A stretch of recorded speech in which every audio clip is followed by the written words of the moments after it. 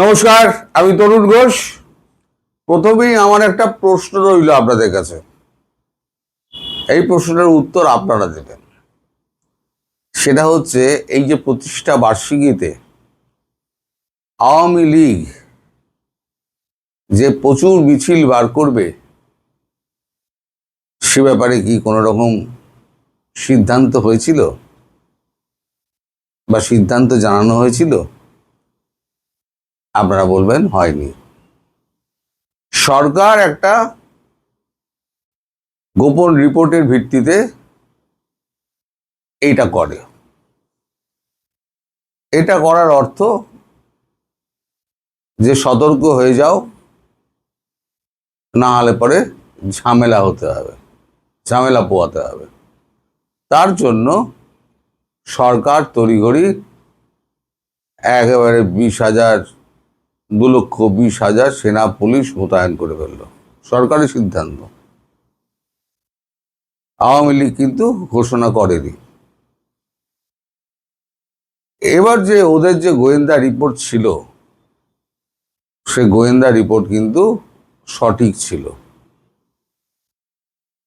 যখন এই খবরটা ভারত পায়, তখন ভারত ভেতরে ভেতরে খবর লাগায়।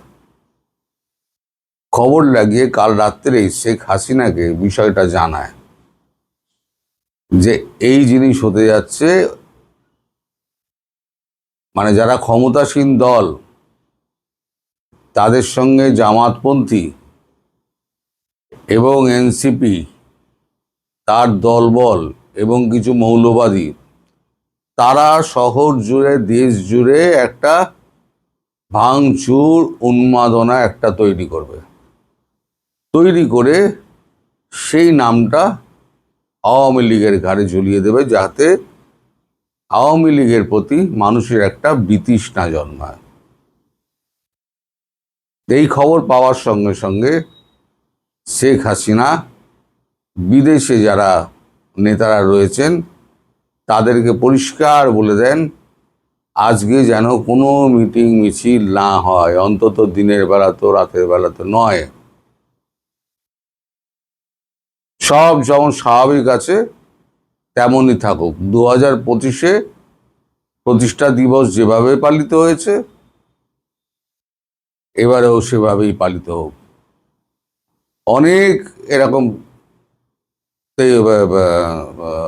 আমি ভুল বললাম, প্রতিষ্ঠা দিবস অনেক আসবে আগামী দিনে, তখন আমরা করব, এখন নয়।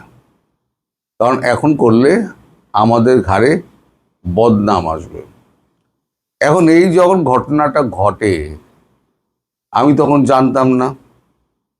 তখন আমি চুলকাবার জন্য আরও একটা ভিডিও করে দিয়েছি, যাতে খুব চুলকায় সরকারের। সরকারের পক্ষ থেকে আমার তো ভিডিওগুলো দেখা হয়, সে খবর আমি পেয়েছি, আমার ভিডিও দেখা হয়, আমি কি কি বলছি না বলছি সব নোট করা হয়। তো আমার ওই ভিডিও করার পর আজ যখন কিছু হলো না, তখন অনেকেই আমার প্রশ্ন করেছেন, আপনি তো দাদা কালকে বলেছিলেন অনেক কিছু হবে, আজ তো হলো না।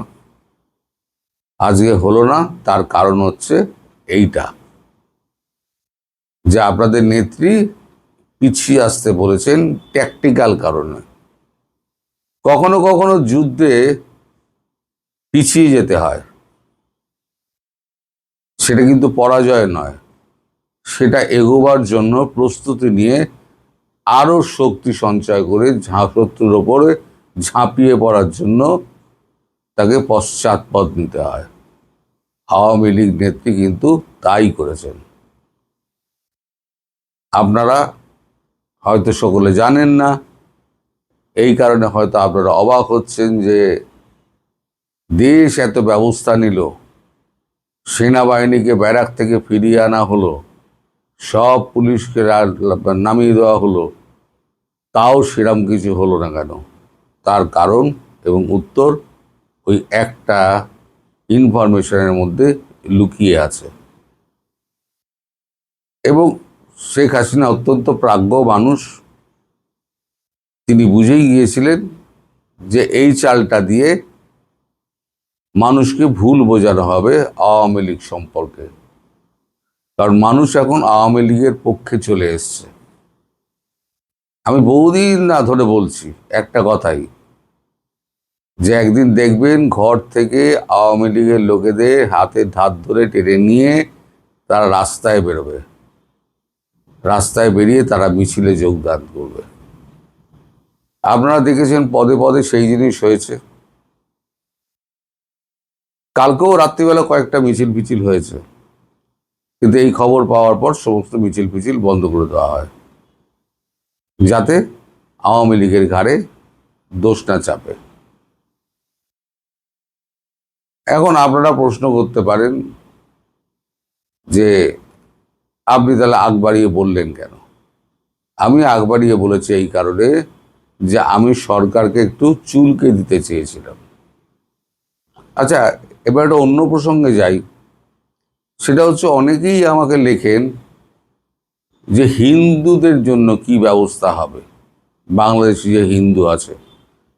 আমি কিন্তু বেশ কয়েকবার ভিডিওতে বলেছি যে সিএএ নিয়ে বিল তৈরি হচ্ছে, বিল পার্লামেন্টে পেশ হবে, তারপরে সেটা যাবে আপনার এতে কি বলে স্বাক্ষরের জন্য যাবে, রাষ্ট্রপতির স্বাক্ষর হলে সেই বিলটা আইনে পরিণত হবে, এবং তার জন্য 2 বছর সময় দেওয়া হবে। 2 বছরের মধ্যে তারা দেশে ফিরে তারা জায়গা জমি বিক্রি টিক্রি করে তার নিজেদের সম্পদ নিজেরা নিয়ে চলে আসবেন, তার জন্য 2 বছর সময় দেওয়া হবে। এই যারা এই সময়ের মধ্যে আসবেন তারা সবাই সিএ এর আন্ডারে ভারতীয় নাগরিকত্ব পাবেন। আর 24-এর আগে যারা এসছেন, 2024-এর আগে যারা এসছেন, তারা কিন্তু অলরেডি সিএতে তারা সিএ না, তারা নাগরিকত্বের জন্য সিএ এর বাইরে আর একটা বিল আছে, আমি ঠিক এই মুহূর্তে আমি খোঁজটা রাখিনি বলে বলতে পারবো না অফ হ্যান্ড। তাদের দ্বারা ফরেন রেজিস্ট্রেশন অ্যাক্ট অফিসে গিয়ে ফর্ম ফিল আপ করে তারা কিন্তু নাগরিকত্বের দাবি করছে, এবং অনেক ক্ষেত্রে অনেকে নাগরিকত্ব পেয়ে গেছে। আপনারা খোঁজ নিয়ে দেখতে পারেন। শুভেন্দু অধিকারীও এটা বারবার বলেছেন যে সিএ নিয়ে আমাদের এখানে কোনো সমস্যা নেই, পৃথিবীর যে জায়গায় যে হিন্দু থাকুক না কেন, এটা হচ্ছে হিন্দু রাষ্ট্র, হিন্দুরা এখানে মানে বাস করতে পারবে।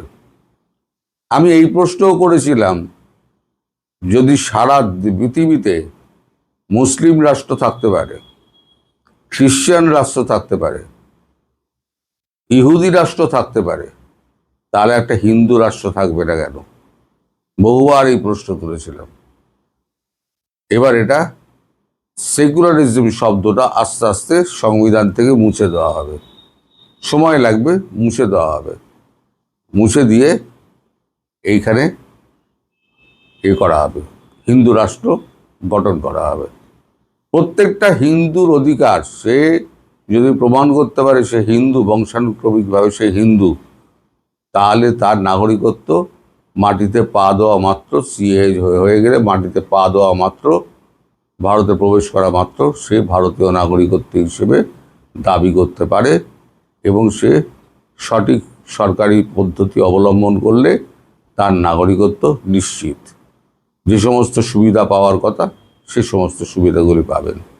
ফলে আপনাদের মনে যে দ্বন্দ্ব, বারবার জিজ্ঞাসা ভারতীয় নাগরিকত্ব নিয়ে, এই দ্বন্দ্বের অবসান করার জন্য আমি আজকে এই ভিডিওটি করলাম। আর এর পরেও, ওই 2 বছরের পরেও,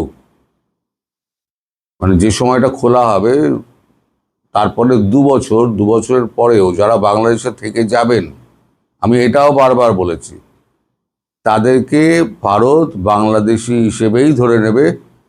পরবর্তীকালে তাদের আর কোনো দায়িত্ব ভারতবর্ষে থাকবে না। এটাও একটা খবর আপনাদের বলে দিলাম। খুব শীঘ্রই সে বিল আপনার পাশ হয়ে বেরিয়ে আসবে, বেরিয়ে এলে সরকারিভাবেই ঘোষণা হবে। আপনাদের কোনো রকম চিন্তা নেই।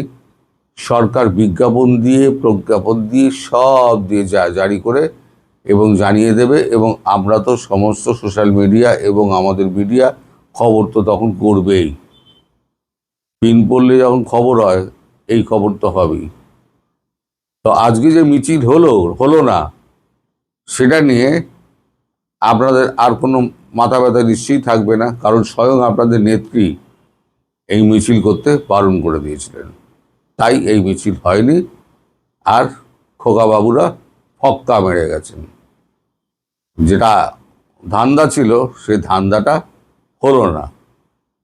যা হোক, আপনারা সাবধানে থাকবেন, ভালো থাকবেন এবং ভবিষ্যতের আশায় থাকবেন ভালো দিনের জন্য। নমস্কার।